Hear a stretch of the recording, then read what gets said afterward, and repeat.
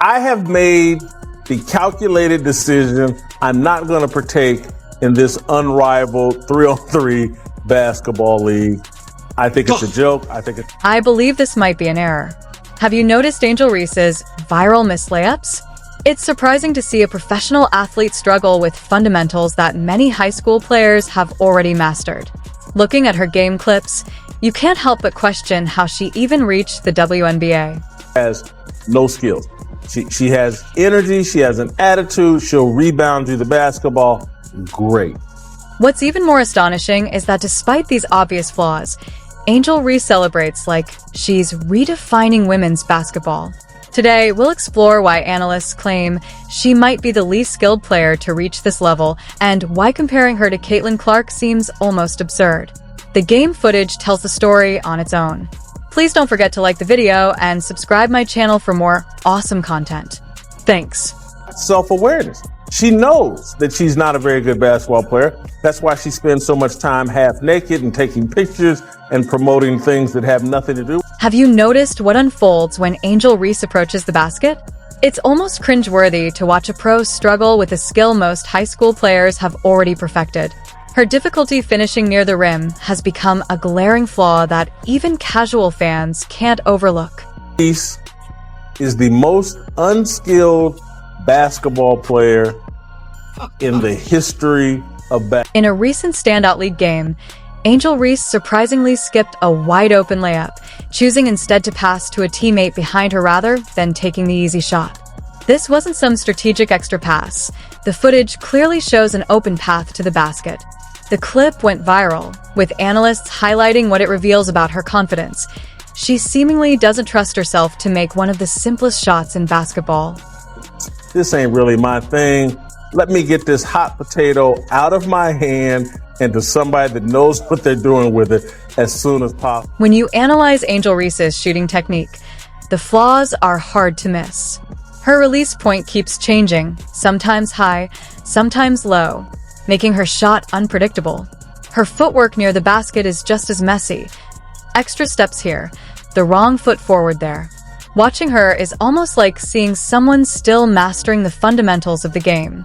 Down court with the basketball, 3-4 steps ahead of everybody, has an easy layup and throws it to the girl behind. Now compare Angel Reese to other rookies who entered the league with refined finishing skills.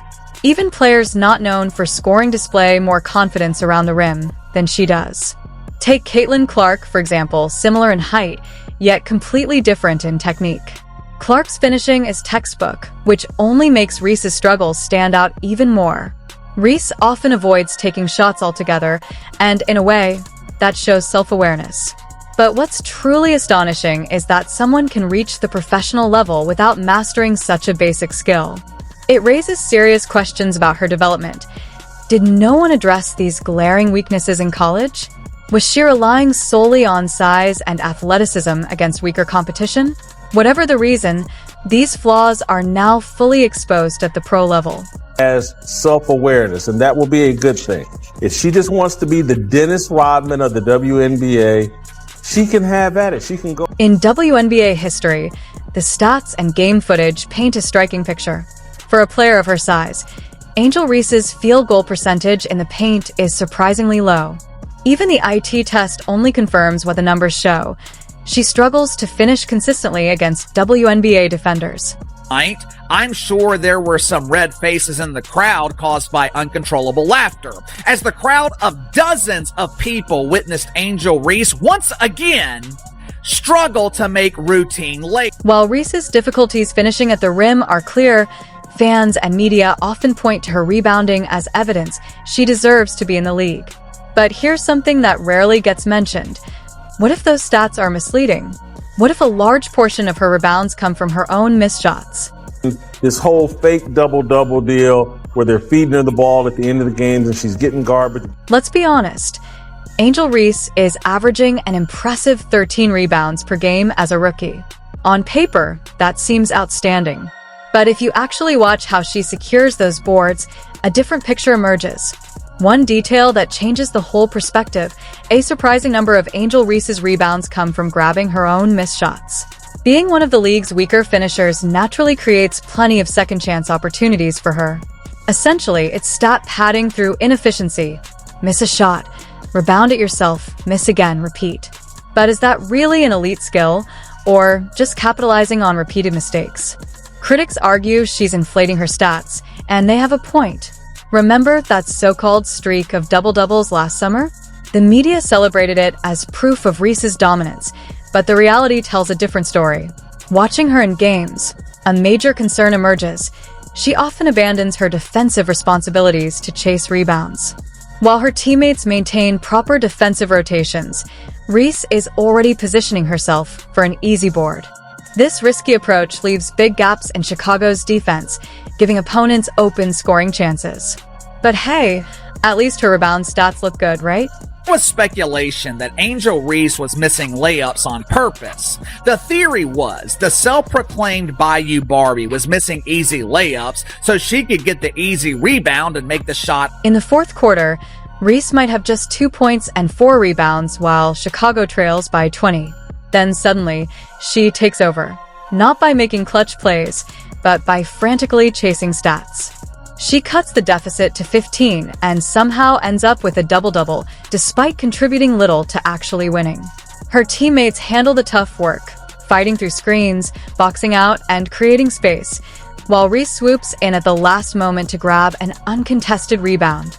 It's like taking credit for a group project without really contributing. Some even suggest Reese intentionally misses layups to pad her rebound totals, and it's easy to understand why critics question her finishing ability. But the real problem isn't just inefficiency, it's what happens afterward. Instead of making smart plays following a rebound, Reese often turns the ball over or forces low-percentage shots. True elite rebounders like Dennis Rodman, Charles Barkley, or Breanna Stewart don't just collect boards, they convert them into possessions that lead to wins. Reese, meanwhile, accumulates rebounds while her team struggles near the bottom of the standings. Despite being one of the most recognizable players in the WNBA, her impact on the court is questionable. Reese consistently struggles to make shots close to the basket. In the NBA, mistakes like these are rare bloopers, but for her, it's become the standard. If being committed to a team means showing up when it matters most, her behavior during the recent tournament tells a different story. The 3-on-3 league gave WNBA players a chance to earn extra money and showcase their skills, and Reese rejoined Team Rose alongside talented players like Lexi Hall. But when it came to championship night, she was absent. While her teammates battled for the title, Reese missed the final 2 games. Sure, she had a wrist injury, but she could have at least supported the team from the sidelines. Instead, she didn't attend at all. Yet, after Team Rose won the championship without her, Reese still found a way to insert herself into the spotlight.